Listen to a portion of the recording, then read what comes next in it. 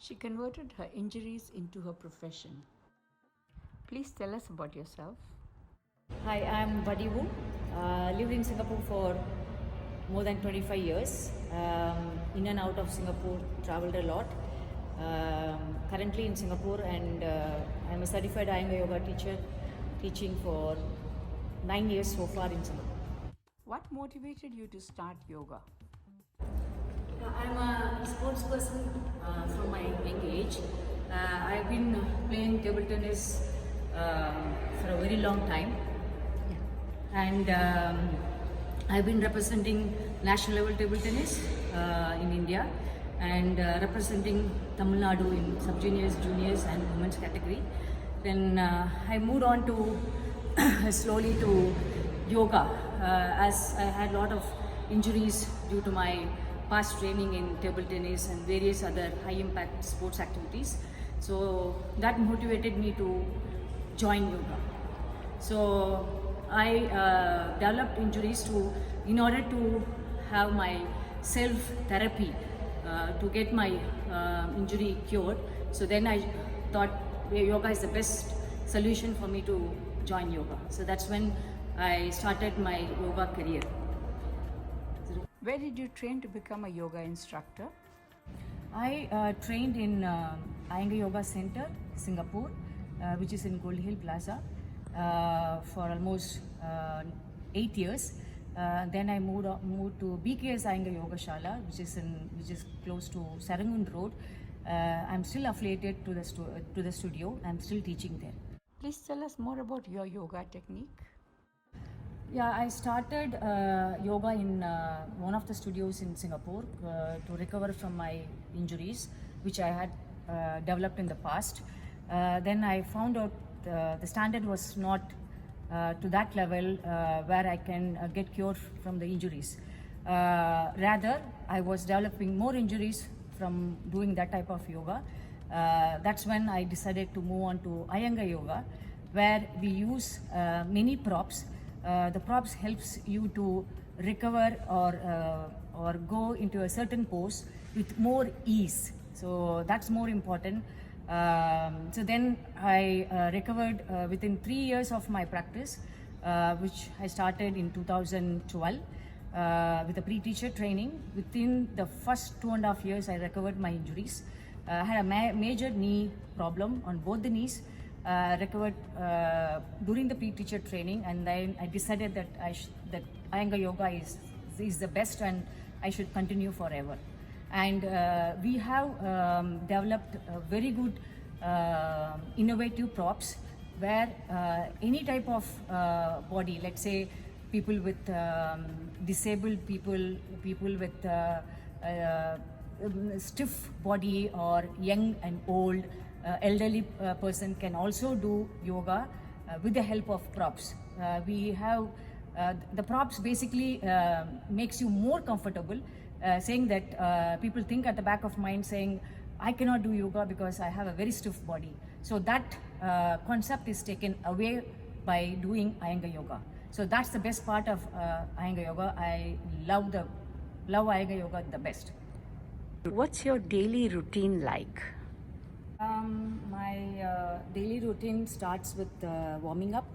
I do my warming up for 1.5 hours just to warm up the muscle joints and the bones and the ligaments which are connected, so that I free down my body completely.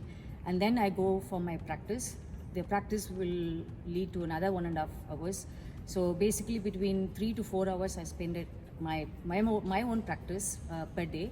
And since I'm taking classes on Zoom continuously, I prepare the sequence. The sequence is most important for each student, because I do most of them on one-on-one with specific ailments. So the sequence takes a lot of time to, with the props, what the other person can do, and then I make the sequence, and then so it goes on a daily basis. I spend a lot of time only on this because I'm more towards to it, and more passion about yoga, so that I reach the students so that they get benefit from my teaching. Do you practice a very strict diet with daily exercise? Uh, yes, I do follow a very strict diet, and I'm more specific at what time I eat and how much quantity I eat. And because the practice goes on continuously, I eat very less actually, and I completely avoid sweets. That's the only part I neglect. I don't want to have as into my diet, but rest of that I love foods. I like to taste any kind of food, and I cook all kinds of cuisines. So I love food, and there's another passionate for cooking also, apart from my yoga and sari. So what type of saris do you wear? I love to wear cotton saris. The second favorite ones are organzas, because I started liking organzas from my college days after seeing a movie. Then also Which like movie was that? it's called Anjali.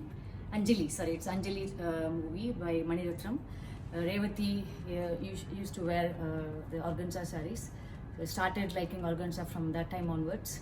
Then I also like soft silk kanjivarams, ikat silks, jamdanis, Dhakai jamdani, and all types of saris. For me, there's no kind of this sari I don't like. So I would like to wear any kind of sari.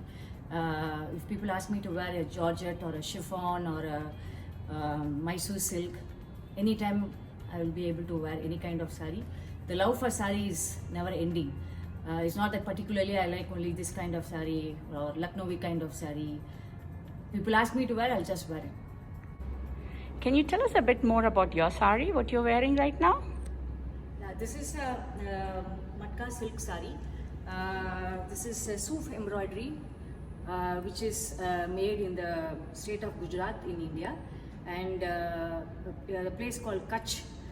They do Suf embroidery, and this is a single counted thread wherein it goes along the warp and weft of the sari, and skilled artisans do this work where they use the reverse side of the fabric or the cloth, wherein they use satin thread to do the work, and Suf means triangle. So there's no motives drawn in the upfront, or a trace is done upfront to do the sari.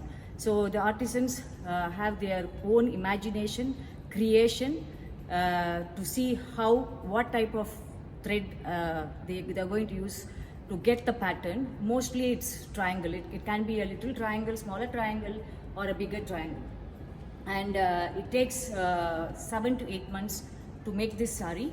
And the artisans who does this in Gujarat, in the place called Kutch, these people are called Megwal communities. These people are earlier they were doing leather workers, so they converted themselves to get trained in this skill embroidery. So it's a painful embroidery, to be frankly spoken. So it takes time for a sari to come out with all this intricate work.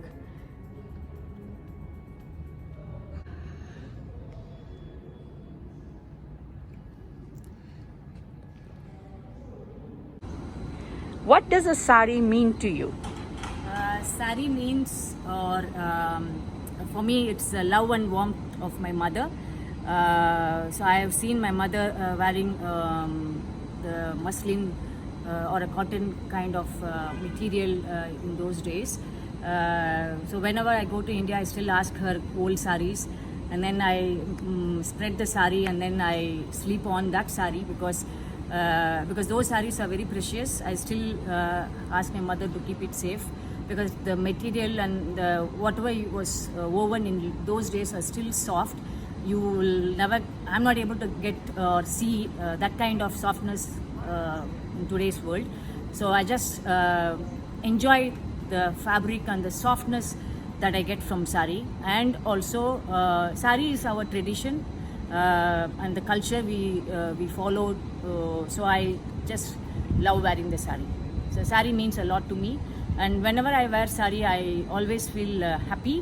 When I see people wearing sari also, I feel more happy. And I also give my saris to my family members, so that I see the sari when they wear, I feel very happy.